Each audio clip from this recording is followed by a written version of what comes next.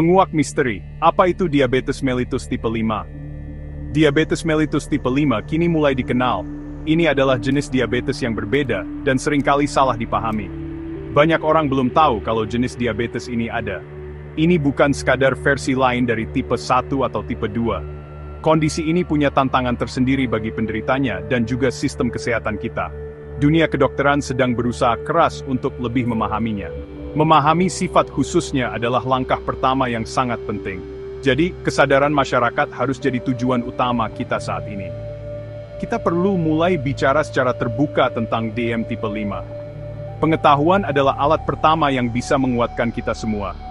Apa sih bedanya DM tipe 5 ini dengan jenis diabetes lain yang sudah kita kenal? Pada dasarnya, ini sangat berbeda dari jenis diabetes yang lebih umum. Diabetes tipe 1 biasanya disebabkan sistem kekebalan tubuh merusak sel-sel di pankreas. Diabetes tipe 2 biasanya karena tubuh tidak bisa menggunakan insulin dengan baik atau kekurangan insulin. Nah, DM tipe 5 ini, cara kerjanya beda lagi di dalam tubuh. Penelitian saat ini menunjukkan kalau DM tipe 5 mungkin lebih banyak memengaruhi jalur sel di luar pankreas. Mungkin ada protein tertentu yang baru ditemukan, yang kerjanya jadi aneh atau tidak diproses dengan benar oleh tubuh. Atau bisa jadi, sistem kekebalan tubuh menyerang sel-sel khusus, yang sebelumnya tidak pernah dikaitkan dengan diabetes. Ini seperti teka-teki yang rumit, dan para ilmuwan sedang berusaha keras menyusun semua kepingan-kepingannya. Penelitian khusus sangatlah penting untuk membuka semua rahasia yang rumit ini. Perbedaan cara kerja tubuh pada DM tipe 5 adalah kunci untuk mengenalinya. Ada dugaan kalau DM tipe 5 bisa membuat insulin jadi kurang peka sejak awal, dan secara khusus pada target tertentu. Ini bisa terjadi di jaringan tubuh yang tidak biasa, yang biasanya tidak jadi fokus utama pada penyakit diabetes. Bayangkan organ penting seperti otak atau sistem saraf tepi, yang justru paling kena dampaknya. Dampak khusus ini beda dari masalah insulin secara umum yang ada di tipe 2. Ini juga beda dari kekurangan insulin total, karena kerusakan sel beta di pankreas, seperti pada tipe 1. Untuk tahu pasti apakah seseorang kena DM tipe 5, seringkali tes gula darah biasa saja tidak cukup. Mungkin perlu penanda biologis khusus, atau pemeriksaan dengan alat canggih untuk memastikannya. Diagnosis yang cepat dan tepat itu penting sekali agar pasien bisa ditangani dengan baik dan efektif. Mengenali DM tipe 5 sedini mungkin itu sangatlah penting. Salah diagnosis atau terlambat tahu bisa bikin pengobatannya jadi salah atau tidak manjur. Akibatnya, komplikasi serius bisa muncul lebih cepat dan seringkali memburuk dengan cepat. Jenis diabetes yang satu ini butuh perawatan yang sangat khusus dan disesuaikan untuk setiap pasien. Cara penanganan diabetes biasa, meskipun bagus untuk tipe lain, mungkin tidak cukup ampuh untuk yang ini. Kita semua harus bareng-bareng mendukung penelitian yang lebih fokus pada penyebab penyakit ini. Memahami sifat uniknya adalah langkah dasar pertama untuk benar-benar bisa mengatasinya. Ini adalah panggilan penting agar semua pihak yang terlibat lebih waspada, termasuk para pasien, keluarga mereka, dokter, dan peneliti medis di seluruh dunia. Sistem kesehatan nasional, kita juga harus siap dan beradaptasi menghadapi tantangan baru ini. Yuk, kenali sinyal dari tubuh kita. Gejala dan penyebab DM tipe 5. Apa saja ya tanda-tanda peringatan DM tipe 5 itu? Gimana ya cara kita mendengarkan tubuh kita sendiri? Beberapa gejala umumnya mungkin mirip nih sama jenis diabetes yang lain. Misalnya, jadi sering haus dan sering buang air kecil. Itu bisa jadi salah satu gejalanya. Tapi DM tipe 5 ini juga bisa punya tanda-tanda lain yang khas, yang mungkin nggak terlalu kelihatan jelas.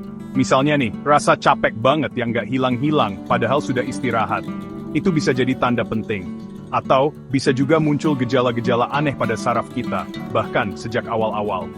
Masalah kulit tertentu yang nggak sembuh-sembuh juga bisa jadi peringatan awal loh. Nah, tanda-tanda awal ini seringnya dianggap biasa aja, dikira karena stres atau karena faktor usia. Makanya, kita harus belajar lebih peka lagi mendengarkan apa kata tubuh kita. Kalau kita abaikan sinyal-sinyal penting ini, akibatnya bisa serius banget untuk jangka panjang. Selain gejala yang umum tadi, DM tipe 5 ini bisa juga menunjukkan tanda-tanda yang lebih khas. Contohnya, penderitanya mungkin jadi sering susah fokus, atau pikiran terasa berkabut terus-menerus. Suasana hatinya juga bisa berubah-ubah tanpa sebab yang jelas, dan ini tidak selalu terkait langsung dengan naik turunnya gula darah. Beberapa pasien juga melaporkan adanya perubahan pada indera perasa, seperti kesemutan atau mati rasa dengan pola yang aneh. Ini bisa jadi berhubungan langsung dengan jaringan tubuh tertentu yang diserang oleh DM tipe 5. Gejala-gejala ini nggak selalu sama seperti gejala diabetes yang biasa kita temukan di buku-buku kesehatan. Seringnya sih, gejalanya samar-samar, munculnya pelan-pelan seiring waktu. Jadi mudah sekali terlewatkan atau disalahartikan sebagai gejala penyakit lain. Para dokter, terutama dokter umum, perlu pelatihan tambahan khusus agar bisa langsung mengenali gejalanya. Kecurigaan sejak awal itu penting sekali agar bisa segera dilakukan pemeriksaan yang benar. Lalu, apa sih sebenarnya akar penyebab dari DM tipe 5 ini? Penyebab pastinya sampai sekarang masih terus diselidiki. Teori yang ada saat ini menunjukkan adanya faktor keturunan atau genetik yang kuat. Nah, kerentanan genetik ini bisa jadi aktif karena adanya pemicu tertentu dari lingkungan sekitar kita. Pemicu-pemicu ini bisa berupa paparan bahan kimia industri baru tertentu. Atau mungkin juga infeksi virus tertentu yang punya kemampuan khusus untuk menyerang sel-sel target di tubuh. Kemungkinan besar ini bukan hanya soal pilihan gaya hidup saja, seperti pola makan atau kurang olahraga.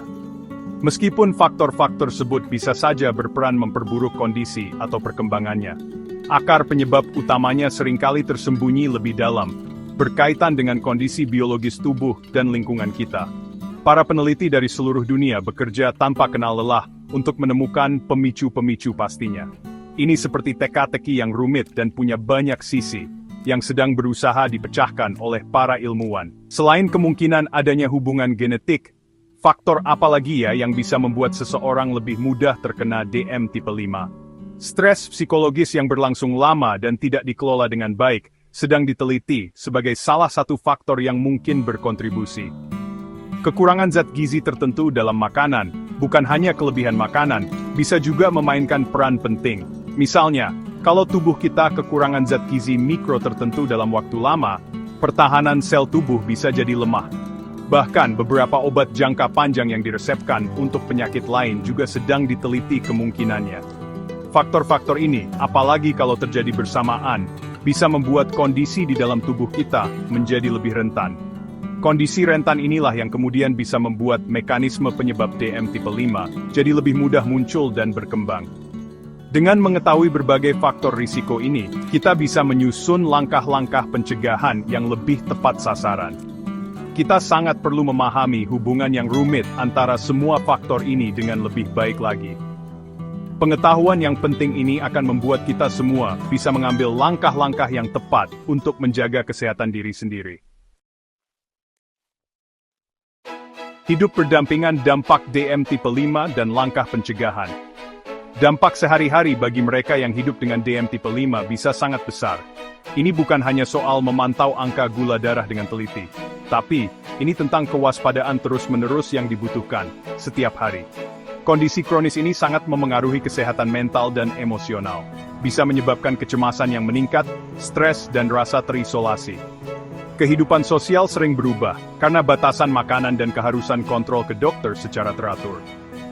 Beban mengelola DM tipe 5 itu berat, sebuah kenyataan sehari-hari. Keluarga dan perawat juga merasakan dampaknya secara mendalam. Dukungan yang kuat dan penuh kasih sayang sangat penting untuk menghadapinya. Kita harus mengakui beban tersembunyi ini, dan menawarkan dukungan kita. Apa saja tantangan khusus terkait ciri-ciri unik DM tipe 5? Jika benar dugaan bahwa penyakit ini sangat memengaruhi kemampuan berpikir, dampaknya akan luas. Ini bisa memengaruhi kemampuan seseorang untuk bekerja atau berhasil dalam pendidikan. Tugas sehari-hari yang butuh fokus dan ingatan mungkin jadi semakin sulit. Jika muncul gejala saraf yang unik, kemampuan bergerak bisa terganggu. Kegiatan sehari-hari yang sederhana bisa menjadi rintangan yang menantang. Ini bukan hanya penyakit fisik. Ini adalah perjuangan pribadi yang mendalam. Semua ini memengaruhi setiap bagian dari kehidupan dan rencana seseorang. Cara mengatasi dan dukungan yang diberikan harus sangat sesuai dengan kebutuhan masing-masing orang. Pasien memerlukan perawatan menyeluruh dari berbagai ahli yang menangani semua aspek ini. Langkah apa saja yang bisa diambil untuk mencegah DM tipe 5?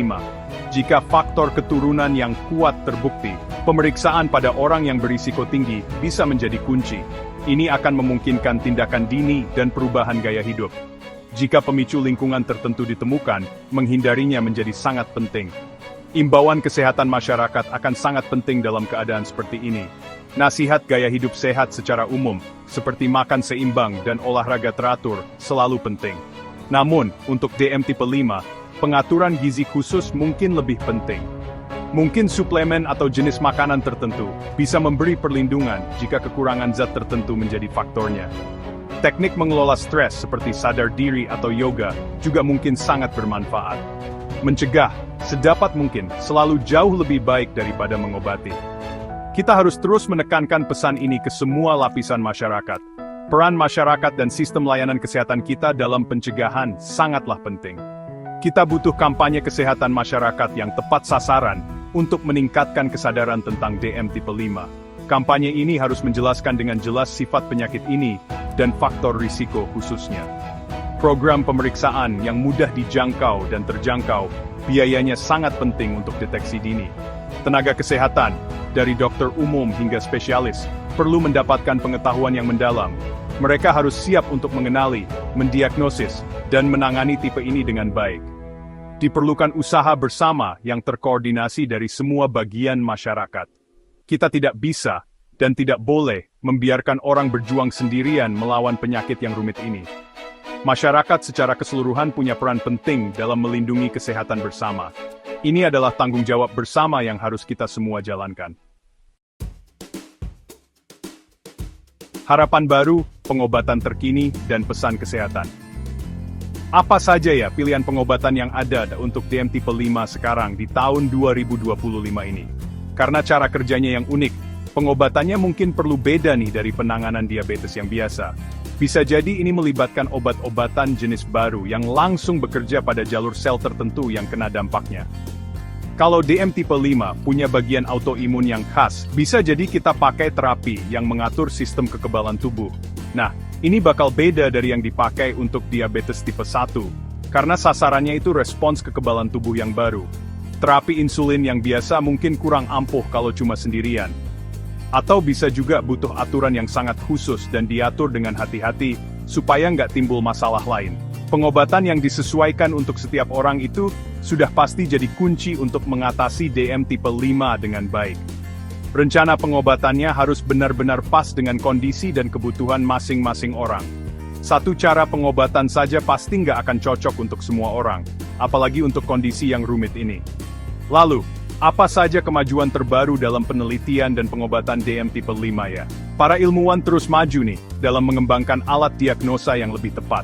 Alat-alat ini nantinya akan bantu menemukan DM tipe 5, lebih awal dan lebih pas. Terapi gen yang mungkin bisa dipakai juga lagi diteliti. Apalagi kalau ada kaitan genetik yang kuat.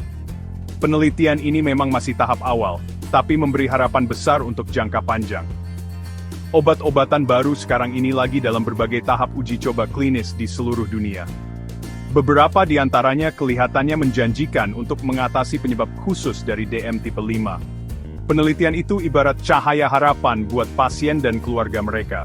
Para ilmuwan di seluruh dunia terus bekerja keras tanpa kenal lelah untuk mencari solusi yang lebih baik. Terobosan-terobosan baru, baik yang besar maupun kecil, sepertinya sudah di depan mata. Kita semua harus mendukung usaha-usaha penting ini ya. Penting banget untuk diingat, cara menangani DM tipe 5 itu harus menyeluruh dan lengkap dari berbagai sisi. Pendekatan ini nih, pastinya harus mencakup pengobatan medis yang paling modern. Tapi, pasien juga perlu banget melakukan perubahan gaya hidup yang besar dan bisa dijalani terus-menerus. Dukungan psikologis yang berkelanjutan juga penting sekali untuk mengatasi beban mental dan emosionalnya. Pendidikan terus-menerus untuk pasien dan keluarga mereka juga nggak kalah penting. Mengelola DM tipe 5 ini seringkali perjalanan seumur hidup, jadi seperti lari maraton, bukan lari cepat jarak pendek. Memberikan pasien pengetahuan, sumber daya dan alat bantu itu benar-benar sangat penting. Mereka itu bukan cuma menerima perawatan saja, tapi mereka adalah peserta aktif dalam pengobatannya.